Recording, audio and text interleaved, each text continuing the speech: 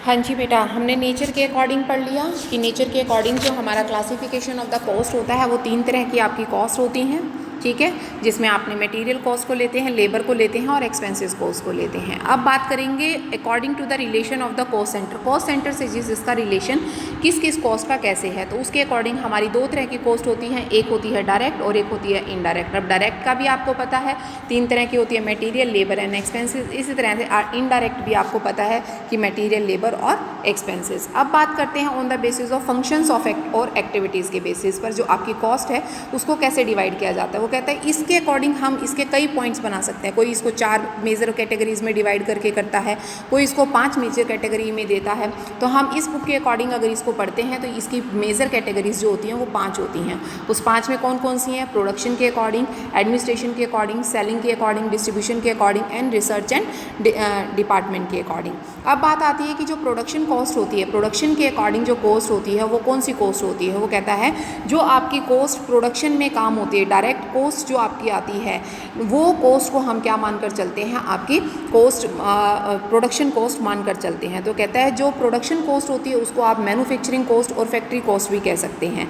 जो इससे पिछली वाली आपकी रिकॉर्डिंग स्लाइड थी उसमें देखो मैंने आपको बताया भी था, क्लियर भी किया था, यहाँ याद हो कि जो आपकी फैक्ट्री कॉस्ट होती है वो क्या होती है? फैक्ट्री कॉस्ट जो होती है वो सम टोटल ऑफ आपकी आ जाता है प्राइम कॉस्ट का और उसके साथ उसके अंदर जुड़ जाते हैं आपके फैक्ट्री एक्सपेंसेस। तो इसी तरीके से वो यही बात आपको क्लियर करना चाह रहा है कि जो आपकी यहाँ पर जो आपकी प्रोडक्शन कॉस्ट है उसको आपने क्या बताया है कि उसको आप मैन्युफैक्चरिंग कॉस्ट या फैक्ट्री कॉस्ट भी कह सकते हैं।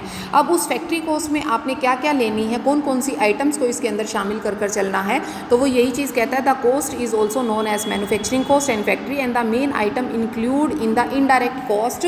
इनडायरेक्ट कॉस्ट में कौन कौन सी आइटम को इंक्लूड किया जाता है? वो कहता है सैलरी फॉर द स्टाफ और प्रोडक्शन प्लानिंग वगैरह की सैलरीज, नॉर्मल आइडल टाइम कोई भी होता है, कोई एक्सपेंसेस है जो स्टोर मैनेजमेंट से रिलेटेड है, सिक्योरिटी एक्सपेंसेस कोई भी आप करते हैं, लेबर वेलफेयर एक्सपेंसेस है, डिस्पेंसरी एक्सपेंसेस है, कैंटीन एक्सपेंसेस है, या फिर आपका ये लगा कर चलिए जैसे और तरह के कई एक्सपेंसेस आते हैं, जैसे डेप्रिसिएशन ऑफ द मशीनरीज आ गया या डेप्रिसिएशन ऑन प्लांट आ गया या रिपेयर आ गया, ये सारे एक्सपेंसेस भी आप इसके अंदर शामिल कर कर चलते हैं। अब बात आती है एडमिनिस्ट्रेशन कॉस्ट की। अब एडमिनिस्ट्रेशन कॉस्ट में भी वही चीज़ है कि जो आपकी एडमिनिस्ट्रेशन से रिलेटेड, रिसर्च डेवलपमेंट से रिलेटेड है, डिस्ट्रीब्यूशन से रिलेटेड है, सेलिंग डिस्ट्रीब्यूशन से है, उन सभी कॉस्ट को इसके अंदर शामिल किया जाता है। अब इसके अंदर कौन कौन से इंक्लूड की जाती है, कौन कौन सी कॉस्ट को इसके अंदर शामिल किया जाता है, वो भी बहुत क्लियर कट इसने बताया भी हुआ है यहाँ पर कि जैसे salary of the administrative staff है, अकाउंट है, जनरल ऑफिस स्टाफ का रेंट है, रेट है, लाइटिंग वगैरह है, या कोई टैक्स पे किया है तो वो भी इसके अंदर ही शामिल किया जाता है।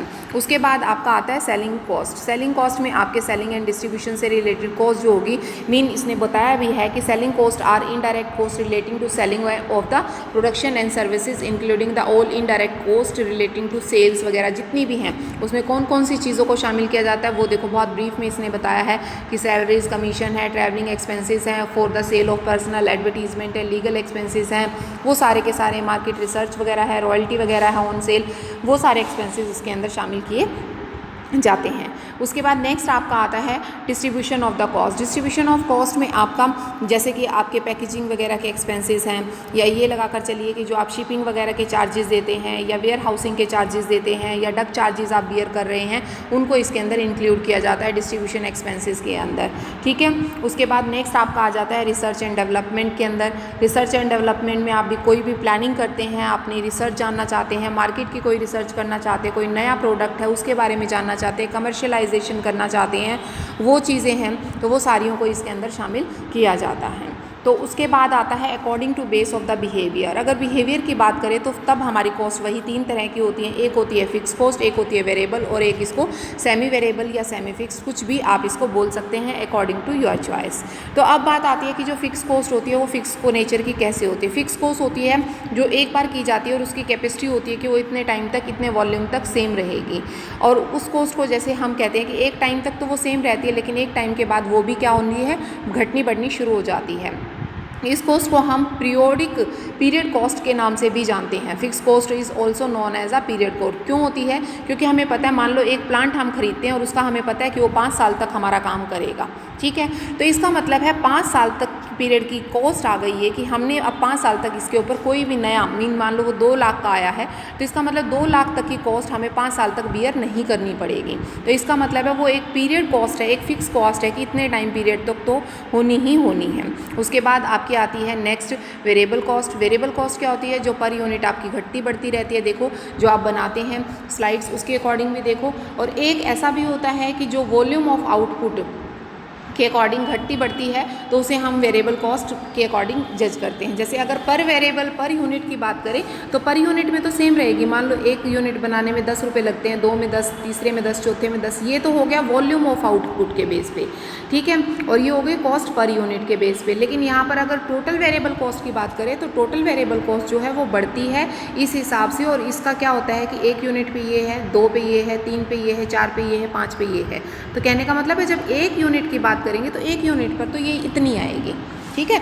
और उसके बाद ये दूसरे यूनिट की बात करेंगे तो दूसरे पर ये इतनी आएगी, तीसरे की बात करेंगे तो तीसरे पे इतनी आएगी, चौथे पे करेंगे तो चौथे पे इतनी आएगी। तो वो यही चीज़ आपको बता रहा है कि वेरिएबल कॉस्ट जो है वो पर यूनिट अगर हम इसको स्टडी करते हैं तो वो बढ़ती रहती है। तीसरा आता है आपका सेमी फिक्स्ड और semi variable cost. Semi fixed और सेमी वेरिएबल का मतलब होता है वो एक टाइम पीरियड तक तो क्या रहती है, सेम रहती है, कोई चेंज नहीं होता। एक टाइम पीरियड तक तो वो क्या रहती है, फिक्स रहती है। और उसके बाद उसको क्या हो जाता है, वेरिएबल में कन्वर्ट हो जाती है। सेमी वेरिएबल्स के जो फीचर्स होते हैं वो कौन कौन से होते हैं? द कॉस्ट, पहला फीचर है the cost increase in the increase in the level of activity. जब लेवल ऑफ एक्टिविटीज़ आपकी बढ़ जाती हैं उसके अकॉर्डिंग ही आपकी ये वाली कॉस्ट बढ़ती है। दूसरा वो कहता है the cost will be not the cost will not be zero even its production is nil. Cost कभी भी ज़ीरो नहीं होगी, चाहे आपकी प्रोडक्शन ज़ीरो है चाहे नहीं है, कॉस्ट ज़ीरो नहीं होगी। मीन कुछ तो फिक्स कॉस्ट आएगी ही आएगी। In the some cases, the cost may be remain fixed to the certain level of the activity, therefore it may be increase in the slab basis। वो कहता है जब आपका कैपेसिटी की बात आती है, स्लैब बेसिस की बात आती है, तो उस टाइम में एक टाइम पीरियड तक तो आपकी फिक्स कॉस्ट के अकॉर्डिंग चलेगी और उसके बाद वो अपने आप से बढ़नी घटनी स्टार्ट हो जाएगी। उसके बाद इसने इसको बड़े अच्छे तरीके से डायग्राम से समझाया है। देखो वो कहता है वॉल्यूम ऑफ प्रोडक्शन है, यहाँ तक वो फिक्स रही। ये जो है, ये जो लेवल दिखाया गया है ये क्या है, आपका फिक्स लेवल है। और इसके बाद जैसे देखो ध्यान से ये बढ़ना शुरू हो गई, तो मीन ये इस लेवल पर आकर क्या हो गई है, आपकी बढ़नी स्टार्ट हो गई है। तो उसके बाद वो कहता है इसको अगर आप दूसरे तरीके से समझाना चाहो तो यहाँ तक आपकी क्या है, ये फिक्स है। और इसके बाद ये जो चीज़ है ये बढ़नी घटनी स्टार्ट हो गई। ऐसे ही वो कहता है यहाँ तक आपकी फिक्स है, फिर बढ़ी, फिर फिक्स हो गई, फिर बढ़ी, फिर फिक्स हो गई, फिर बढ़ी, फिर फिक्स हो गई, ठीक है। इसको इसने एक इलस्ट्रेशन से भी समझाया है। इलस्ट्रेशन फर्स्ट में देखिए, यूनिट ऑफ प्रोडक्शन 2009 में, वो एक सेकेंड रुको, मैं थोड़ा इसका साइज़ पिक्चर का बड़ा कर देती हूँ ताकि आपको ये न्यूमेरिकल अच्छी तरह से समझ आ जाए। देखो वो कहता है 2009 में यूनिट ऑफ प्रोडक्शन कितने थे, 800। 2010 में कितने हुए, 1200। अब वो कहता है total cost of production I 14,600 और इसमें आई 900। वो कहता है determine the fixed and variable cost components of the cost and compute the total cost of 1500 unit. अब आपको 1500 यूनिट की निकालनी है। अब यहाँ 800 और 1200 की दी हुई है तो आप इसको इक्वेशन में कन्वर्ट करिए, क्योंकि जो फिक्स्ड और वेरिएबल का कॉम्बिनेशन होता है वो दोनों ही मिलकर क्या बनती हैं, टोटल कॉस्ट बनती है। अब आपको टोटल कॉस्ट तो दे रखी है, फिक्स आपको नहीं पता और वेरिएबल नहीं पता। अब आपको ये पता है कि वेरिएबल जो कॉस्ट होती है वो यूनिट के अकॉर्डिंग बढ़ती है। तो इसका मतलब अगर आप x को क्या मान के चलते हो, फिक्स कॉस्ट मान के चलते हो, और y को क्या मानते हो, वेरिएबल कॉस्ट, तो फिक्स कॉस्ट तो एक ही रहेगी, फिक्स कॉस्ट तो आपकी कॉमन रहेगी, लेकिन जो वेरिएबल कॉस्ट होगी वो आपकी पर यूनिट बढ़ेगी। तो मीन कहने का है कि अगर 800 यूनिट बनाते हो तो वेरिएबल कॉस्ट क्या हो गई, 800y हो गई। इसी तरीके से अगर वेरिएबल कॉस्ट दूसरे की बात करते हो तो उस केस में वेरिएबल कॉस्ट कितनी हो गई, उसको